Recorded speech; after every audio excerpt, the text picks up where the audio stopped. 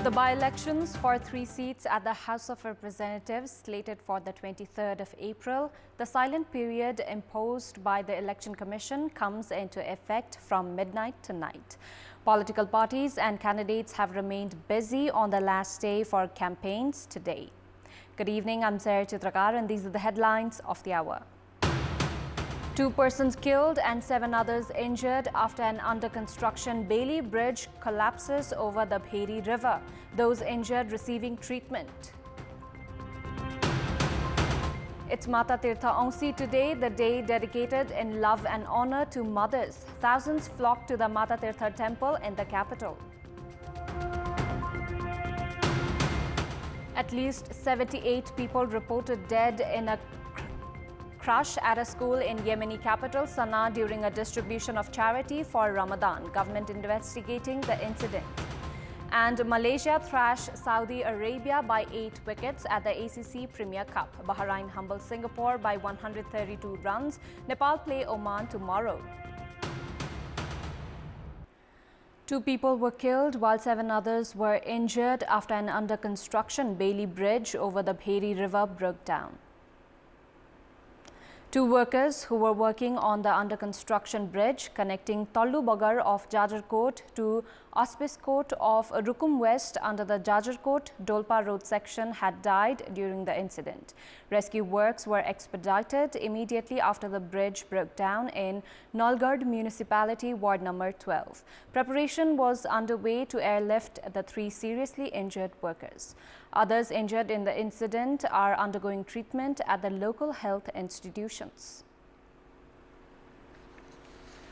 Silent period for the by-election to be held in Chitwan, Tanahu and Bara begins from midnight tonight.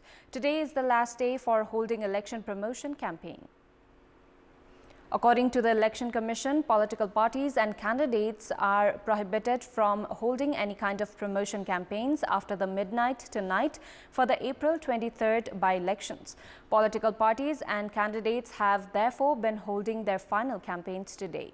The ruling coalition has also held its election assembly in Bara today. The by-elections are slated for Sunday in Chitwan Electoral Constituency 2, Tanahu 1 and Bara 2. Newly elected 4 ministers of Karnali province have been administered their oath of office and secrecy today. Province Governor Tilak Pariyar administered the oath to the newly appointed ministers. From Nepali Congress, Vedraj Singh has been appointed the Minister for Financial Affairs and Planning.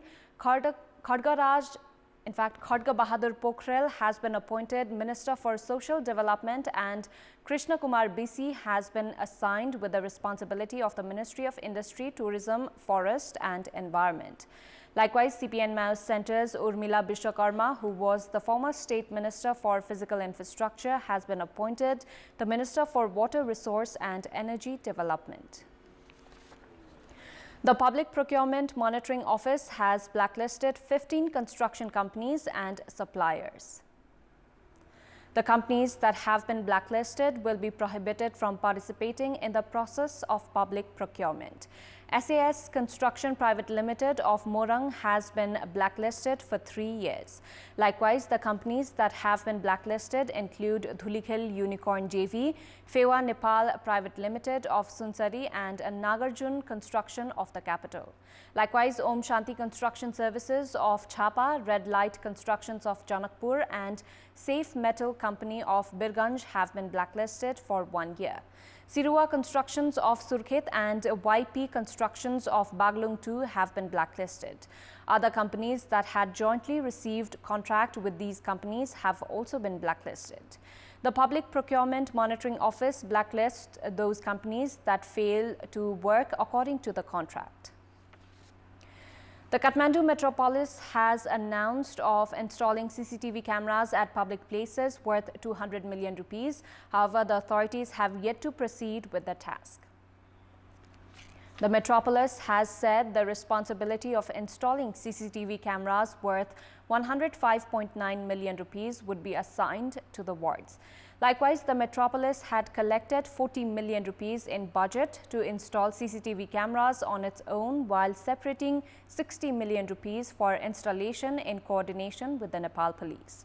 The plan to install CCTV cameras was introduced with the objective of monitoring all areas inside the metropolis to curb accidents and crime and to ensure peace and security.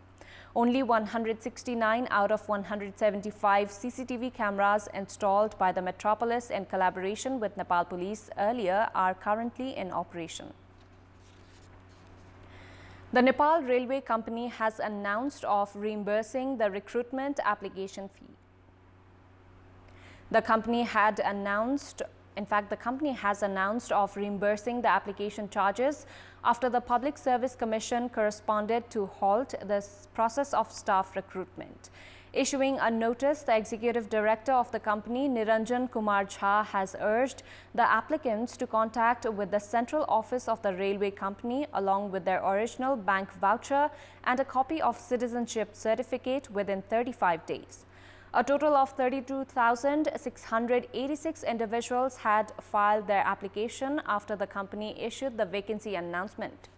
The company had made a vacancy announcement for 129 staff on the 14th of September 2020, while 13,606,000 rupees had been collected from the application charges. We'll take a short break here. We have more news coming up. It's Mata Tirtha Aunsi today, the day that is dedicated to mothers. As per Hindu tradition, the festival is celebrated on the new moon of a Nepalese month of Baisakh as per lunar calendar. On this day, children offer their mothers delicacies and gifts as an appreciation, love and honor. Those who have lost their mothers take it to pilgrimage sites like Mata Tirtha Pond in the outskirts of the capital to remember their deceased mothers. The Mata Tirtha temple hosts a special festival on this day as devotees take holy bath in the Mata Tirtha Pond, wishing for salvation and prosperity among others. Service seekers have breathed some respite after the Transport Management Office came into operation in Chaurdhari in Rukum West. With this, the public now will not have to reach Surkhet, Nepalganj and Dang for Blue Book renewal, payment of vehicle tax, registration of vehicles and transfer of registration. The office, which was established a long time ago, had started providing regular services after the required workforce was recruited in the period between February and March. Around 10 to 15 individuals are being benefited by the services on a daily basis. The office is set to begin the driving license renewal within a week. The domestic and international tourists have increased in Rolwaling of Dolakha. The number of tourists visiting Rolwaling in Dolakha has increased in recent times as it has the Sho Rolpa Glacial Lake as well.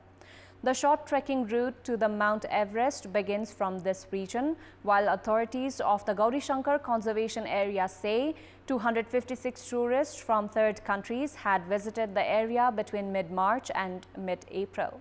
Likewise, 28 tourists from SAARC countries and 107 domestic tourists have visited the region. Time now for our segment, Public Pulse, where you text us with your opinion. Public Pulse. Here's the question. What's your take on a party's nature to focus on power share while the parliament remains without business?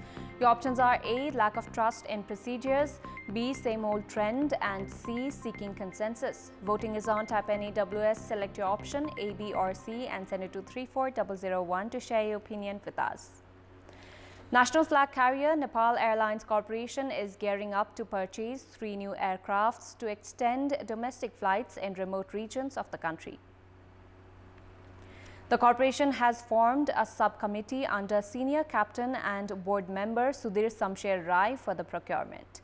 The corporation had made a profit of 1 billion rupees last year, which it plans to use to purchase the new aircrafts. The corporation has 2 aircrafts that operate in rural regions at the moment. Their conditions, however, are questionable. 19 of the country's airports in remote regions are inoperational due to lack of aircrafts.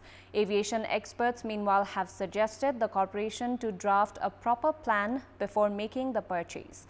The corporation had taken loans of 34 billion rupees from Citizens Investment Trust and Employees Provident Fund to procure a wide-body and narrow-body aircraft, the loss from which stands at 48 billion rupees. Last year, the corporation had paid 1,320 million rupees of the loan, including its interest amount. Time now for international update.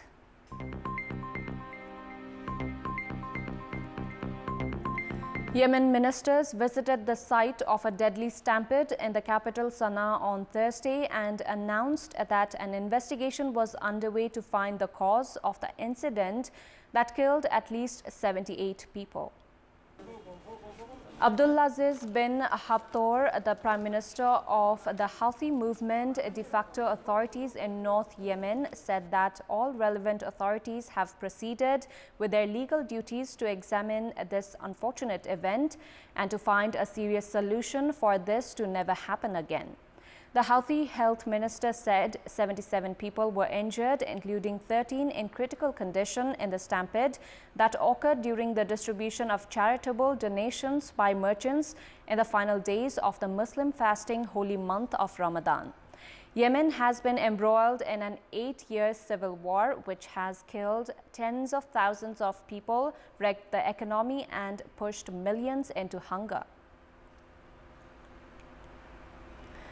NATO chief Jens Stoltenberg visited Kyiv on Thursday for the first time since Russia's full-scale invasion, showing the military alliance's support for Ukraine as it prepares to launch a counter-offensive.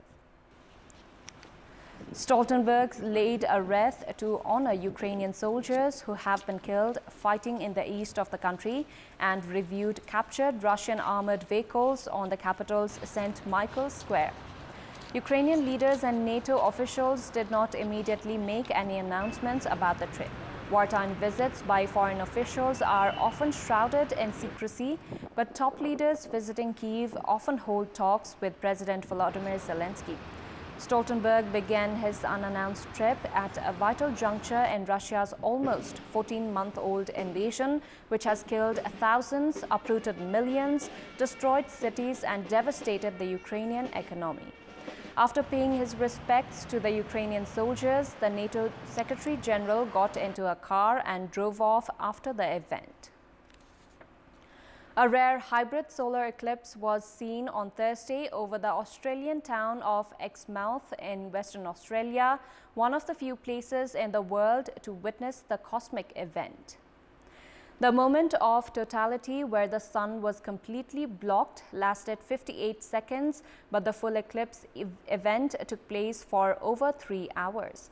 A hybrid solar eclipse occurs when the eclipse changes its appearance between annular and total eclipse as the moon's shadow moves over the Earth's surface, according to NASA. The next hybrid eclipse is due to take place in 2031.